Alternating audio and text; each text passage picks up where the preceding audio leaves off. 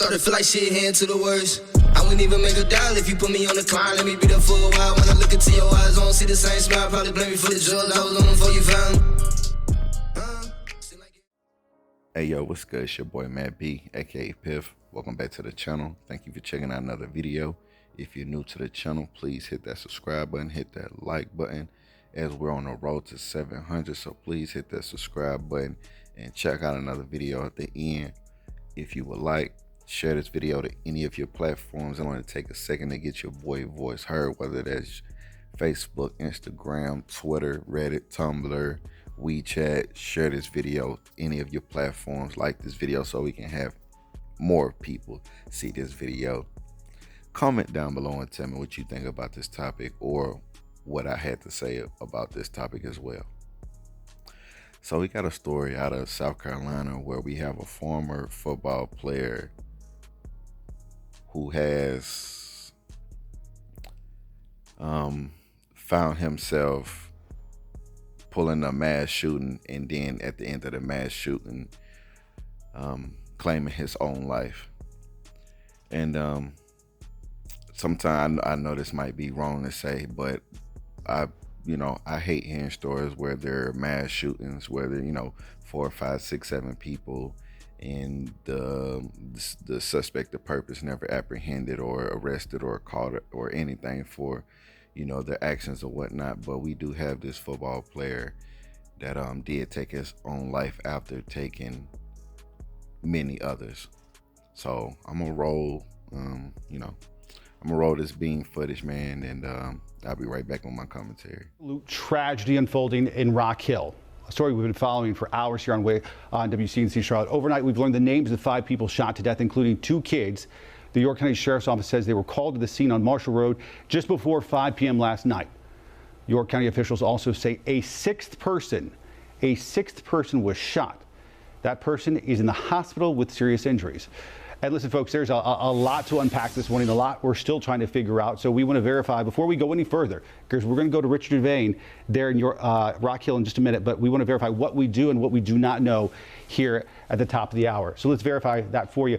Our sources, that comes first. They're coming from the Sheriff's Department as well as the coroner there in York County. So that's where our information is coming from. Again, we know 5 people killed, including 2 kids. Happens to be Dr. Robert Leslie, a well-known ER doctor down there in the community. His wife, 2 grandkids as well. A 5th victim we know was some sort of person working there at the house, found outside, a contractor perhaps. We're not exactly sure. Here's where things get to be a little bit more murky as it stands this morning. The York County Sheriff's Office says the suspect is identified and that there's no threat to the public. Now, let us cut through sort of the police jargon right here and what that means. If police are saying that a suspect is identified and there's no threat to the public, they want to let you know that they're not worried about this happening again. However, we don't know if that person is just in custody. We don't know if that person is just being interviewed. We don't know if that person is perhaps passed. So there's a lot we don't know in that, which brings us to the status of the suspect. We do not know, and we certainly do not know a motive as of right now this morning. Carolyn. And Wake Up Charlotte's Richard Devane is now standing by live in York County. So, Richard, no doubt this is sending shockwaves through the community this morning. Yeah, that is absolutely correct, Carolyn. Good morning to you. Good Thursday morning, everyone. We're here at the Moss Justice Center. This is also the place where the sheriff's office is, as well as the county courthouse. And just off a few hundred yards from where I'm standing is the county jail. At last check, didn't have a name on a person, and they told me they had not taken any inmates in for charges of murder. We can tell you, as Ben just mentioned and was explaining to everyone, there's still a lot of stuff we don't know. One of the things we do know is this is a terrible tragedy. Everyone, I stopped at a gas station earlier, people were talking about it. People on social media were talking about it. Even our own PIO here at the Sheriff's Office, who used to be a reporter, but longer than that, has lived in this community for a long time, when speaking about this terrible tragedy, had to actually talk about how close he was with the victims. I've lived in Rock Hill my entire life, and Dr. Leslie was my doctor growing up. So that's how this is kind of a little hard on me.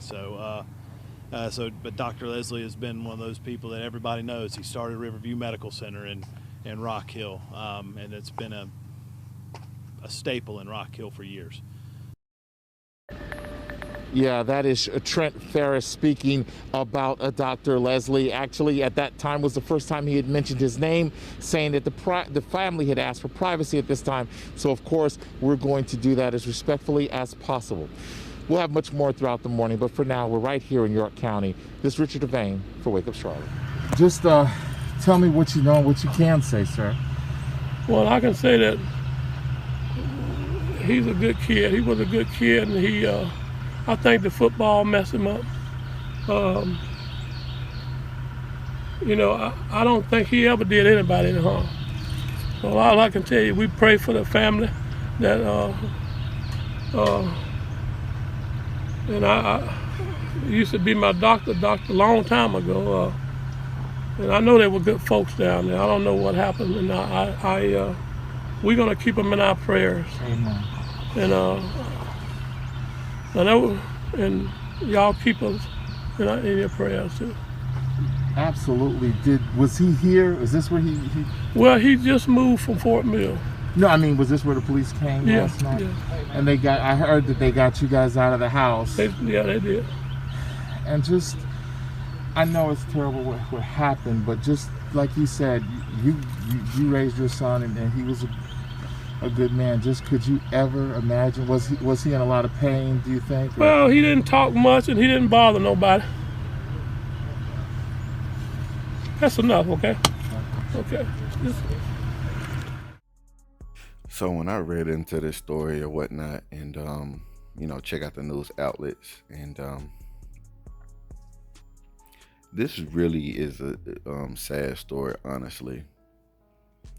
I actually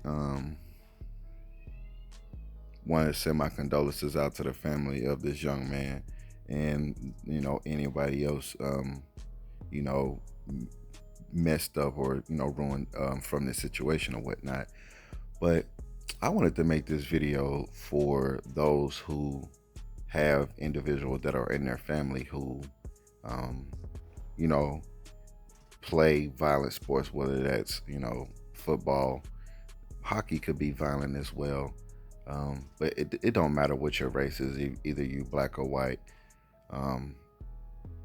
I hope that when it comes to these physical contact sports, whether that's in preschool, you know, Pop Warner is what they call it, whether that's high school football, college football, if you have somebody that is out here that does play physical sports, it's a must that you take it upon yourself to always make sure that that person is okay.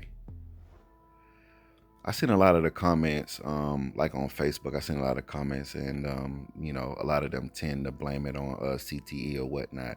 And if you don't know what CTE is, that's probably, you know, well, not probably, but that's something that a lot of these, a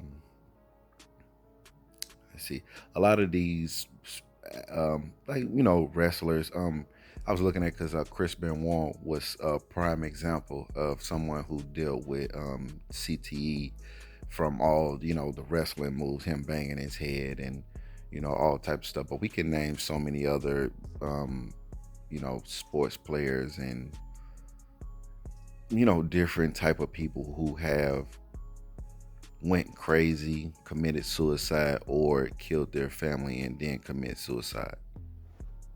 At the end of the day, I don't want, you know, I don't want this to be some type of excuse to as why he would take 5 different people's lives. But like I said, I look at it as when it comes to us playing these dangerous sports, man, we're already dealing, especially when it comes to black people and some white people as well. I know that we deal with mental problems, mental illness, more than any other community, if you ask me. And so this is just one sad situation that maybe it could have been prevented, or maybe it couldn't have been prevented, but at the end of the day, it wasn't prevented, and this is the outcome of the situation. I really don't know too much about this football player. I know he was a cornerback for the New England Patriots and the San Francisco 49ers, and I guess he was from South Carolina as well. But like I said, if you think about it, there's been so many stories. Like I said, with the CTE, it's just a big problem in the long run.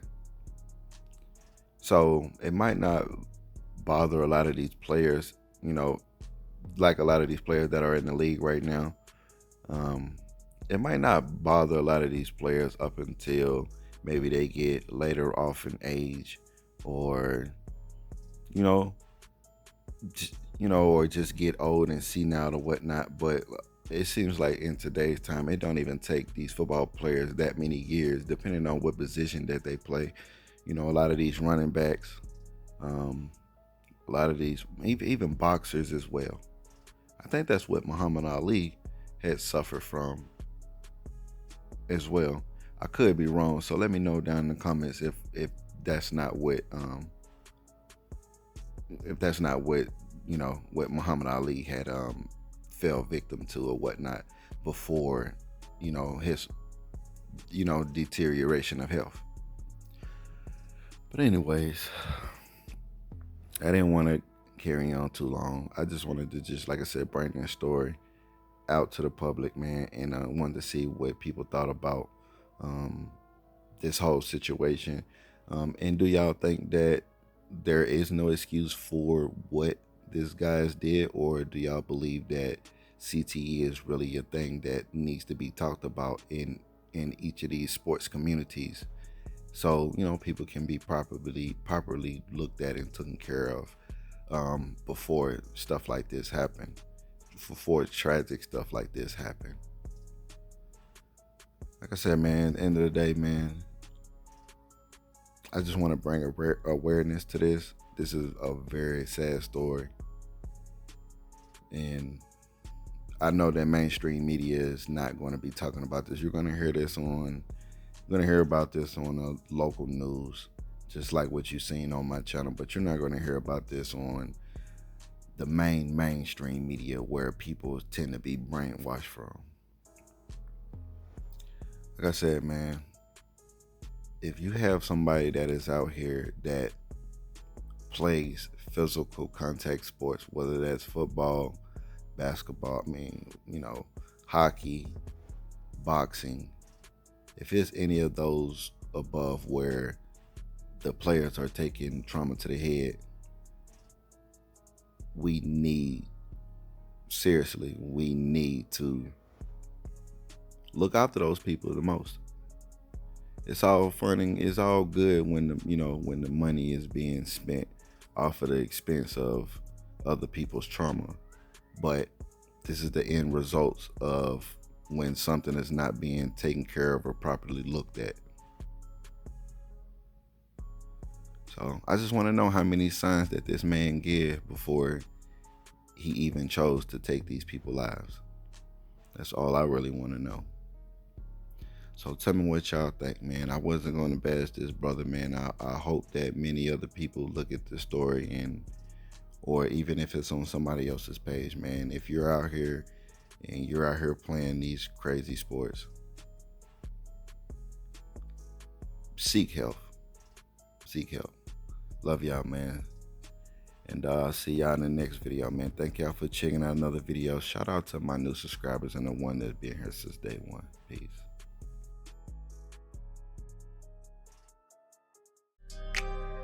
Started feel like shit, heading to the worst. I wouldn't even make a dial if you put me on the climb. Let me be there for a while. When I look into your eyes, I don't see the same smile. Probably blame me for the drugs I was on them before you found me. Seem like everybody judged me, so I ain't worried.